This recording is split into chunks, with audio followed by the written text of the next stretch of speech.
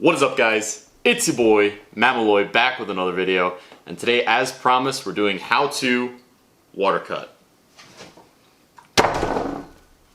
Let's get started.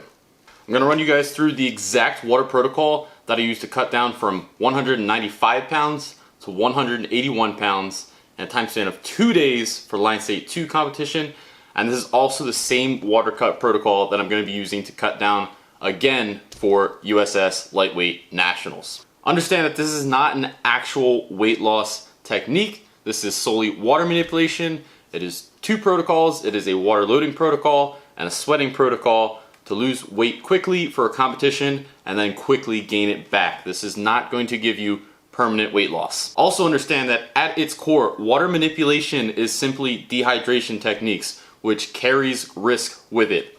What I'm going to teach you guys is what I consider to be the most risk-free way to cut water out of your system, but at the end of the day, you are still dehydrating yourself to a pretty intense degree, and that can carry some risk with it, so I want you guys to understand that. This is not something I would recommend pulling off for your first strongman competition ever, and this is more a technique that is used to keep you competitive at the lightest body weight you can possibly be. Take the process seriously, understand what you are doing, why you are doing it, and also understand that you should not be putting yourself in danger for a competition. That's my disclaimer for water cutting. Let's cut right into the video though.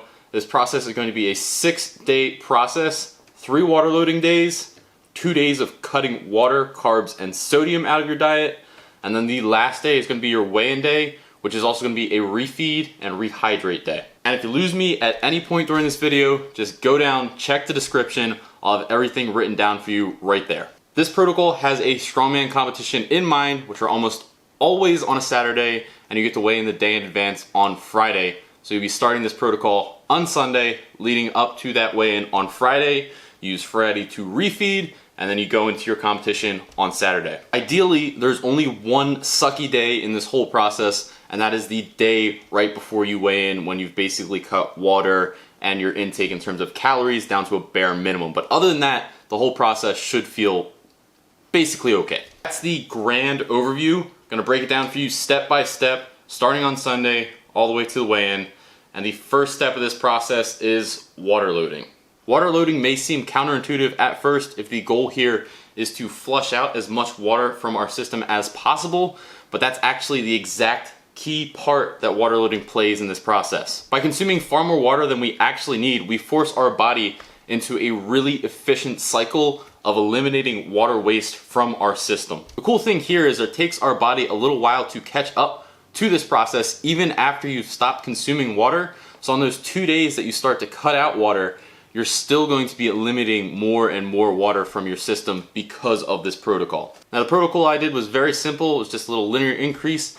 2 gallons on Sunday, 2.5 gallons on Monday, and 3 gallons on Tuesday. Now you see varying amounts of how many gallons are recommended for a water loading protocol. Some will only go up to 2 gallons, others will go up to 3 gallons. It doesn't really matter, guys. I went up to 3 gallons just to be absolutely sure, but you should not have to go above 3 gallons to effectively water load. This part of the process is actually surprisingly easy, guys. I am not a huge eater by any means, and I was able to drink 3 gallons easy. As long as you space it out throughout the day, you're not gonna have a rough time at all. Just always have one of these guys on hand and you'll be able to make it just fine. The water load does have 2 side effects to it though. You will perspire more, so you're gonna be sweating a whole bunch on this water load, and that's not too terrible. The big one though is you're gonna be religiously going to the bathroom like every 20 or 30 minutes. Unfortunately, there's no way to get around this. It's just kind of part of the game, guys. So just keep in mind, if you have a certain day-to-day life situation, a certain job situation, that you are going to be going to the bathroom every 30 minutes, and you should keep that accounted for. Also, a good thing to mention is during this part of the protocol, I did nothing different with my diet. So nothing changed with sodium levels, nothing changed with carbohydrate levels or my macros at all. I ate as I normally would for a given week. So really, aside from having to carry around a gallon jug and going to the bathroom a whole bunch, this part of the process should be pretty smooth sailing. This brings us up to Wednesday, and this is where we're going to cut out the sodium, carbohydrates, and really cut down on our water intake. For this day, we're gonna drop our water intake all the way down to a 1/2 gallon And the other thing we're going to mess with is our carbs and sodium level. For both carbohydrates and sodium, I would suggest getting them to as close to 0 as you possibly can. If you absolutely need carbs, no more than 50 grams on this day. And for sodium, just try to eliminate as much as possible. No salt on your food, no pre-salted foods. You'll see things like protein shakes have a minuscule amount of sodium in it. Don't worry about that, but don't be packing on the salt onto your food this day.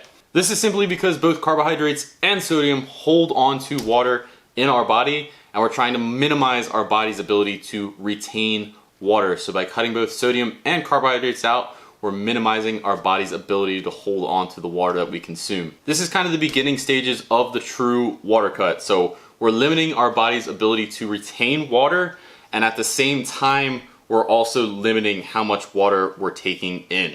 This part of the process actually isn't so bad either. A half gallon of water is more than enough to get through the day without feeling any side effects.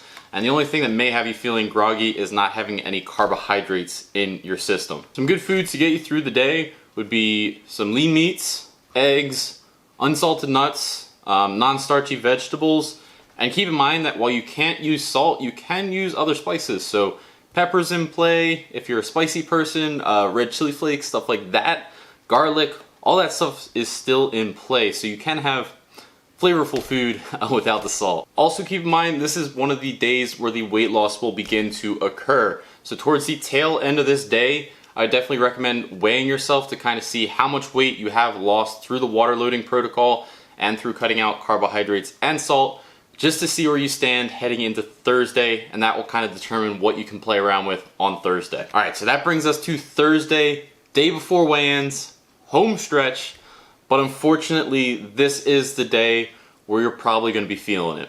My unfortunate recommendation for this day is cutting down intake on everything. So bare minimum water, bare minimum intake on food, regardless of what it is. Depending on where you're standing with your weight, at most, and I mean at most, 1/4 of a gallon of water will be acceptable, and I just keep it to sips to get you through the day.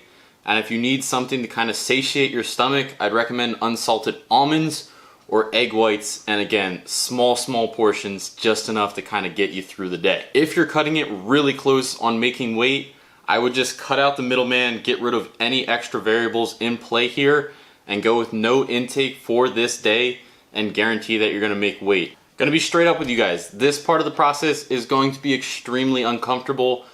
Be prepared for that, but you will get through it. And then the very next day, that very next morning, you'll be able to refeed, rehydrate, get everything you need back in your system. To the same vein, however, Thursday going into Friday morning is when the health concerns are going to be at an all-time high.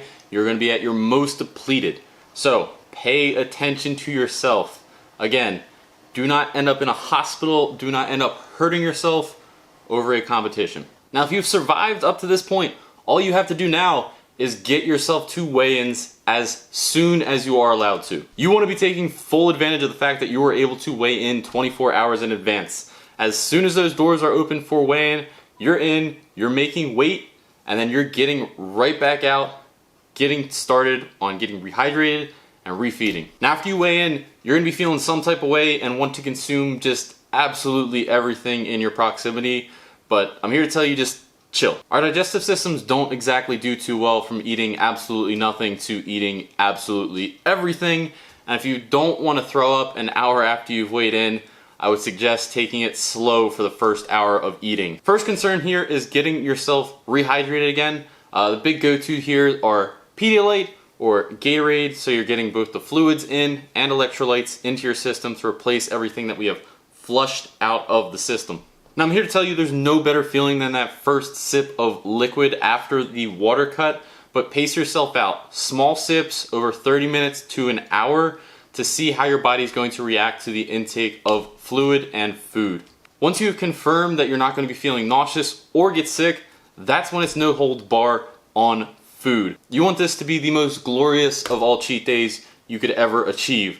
You want to get your electrolytes back in check. Obviously you want to get your hydration status up and running, and then you want to be eating a whole bunch of carbohydrates to get our muscle glycogen back in order. Whatever it is that's going to get you to eat more, eat it. Whether it's your favorites like pizza, burgers, fast food, anything at all that'll get you continuously eating, continuously getting more nutrients in your body over the day, keep eating it.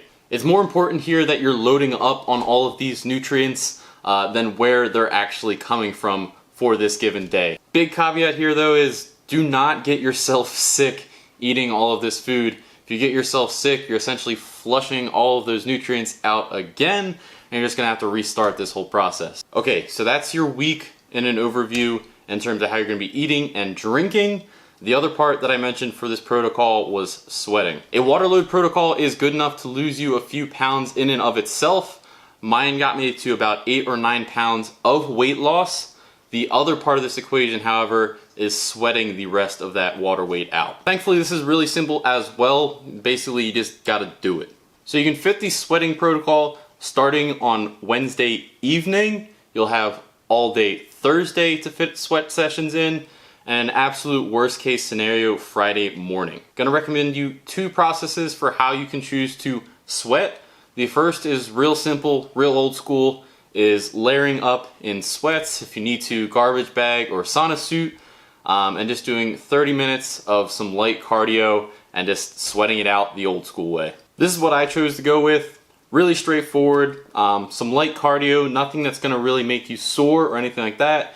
You've got incline treadmill walking, which is really low impact, rower, Aerodyne, all those sort of cardio machines where you can just kind of spin your wheels but not really accrue any muscle soreness, or just some light body weight cardio. The goal here is not so much exercise as it is just producing heat to cause you to sweat and release that extra fluid. About 30-minute bouts. Stop, dry off, weigh yourself, see how much kind of progress you're making with these bouts, and then continue going as needed. The second option you have is sweating through a hot bath, and you take the temperature of the water to where it is bearable on your skin, so the highest degree possible to bear on your skin without burning yourself, and you just kind of sit and soak in that. If you want, you can throw a hot towel on your face and you will sweat like crazy. A lot of people like the sound of this at first. Why exercise when you just chill in a hot bath? But when you're taking the water to this high of a degree, the bath is very, very draining. I played around with both, and I would actually consider the hot bath to be more energy demanding as compared to the exercise. 15 minutes in that hot bath and you will feel like the life has just been sucked out of you. But if this is the protocol you want to use, the method here would be 15 minutes in the bath, 15 minutes out of the bath, and I would dry yourself off as soon as you get out of the bath. And if you really want to take it to that next level, you can kind of put hot towels on you while you're waiting to go back in the bath. Same deal with the exercise. Weigh yourself to kind of see that you are losing some weight with this protocol, and that it's not just being reabsorbed. These sweating procedures are really how you kind of squeeze out all of the extra weight you possibly can. The water load will get you so far, and these sweating protocols will kind of bring you home. Same kind of risk warning here as with dehydrating yourself.